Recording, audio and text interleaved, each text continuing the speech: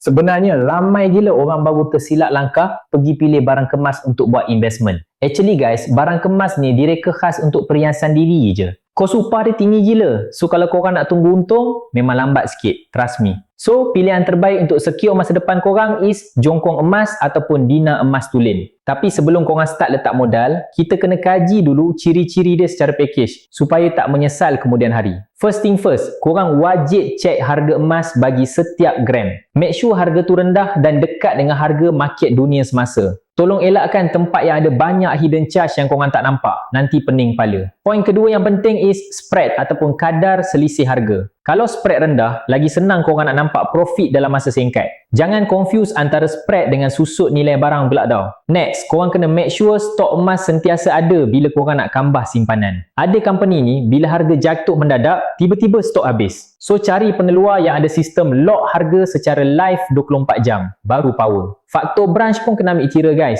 Takkan korang nak drive jauh-jauh semata-mata nak urus keping emas kan? Kalau branch banyak, maknanya company tu stable dan senang korang nak akses bila-bila masa. Pastikan juga syarat company tu nak beli balik emas korang tu simple. Ada tempat cerewet dealer kalau emas korang ada kesan cala sikit. So cari tempat yang guarantee boleh terima balik emas tu tanpa banyak alasan. Zas, settle masalah. Basically, simpanan emas yang bijak ni start dengan pilih jenis emas yang betul. Korang akan rasa lagi tenang bila tahu harta korang dijaga oleh company yang established. Kita nak harta makin berkembang dengan cara yang betul kan? Action korang hari ni akan tentukan comfort korang masa depan. Jangan tunggu harga dah naik melambung tinggi baru nak start bertindak. Korang boleh start simpan ikut bajet bulanan masing-masing je. Macam biasa, kalau korang nak saya guide korang cara pilih emas yang betul dengan public goal, DM je saya sekarang.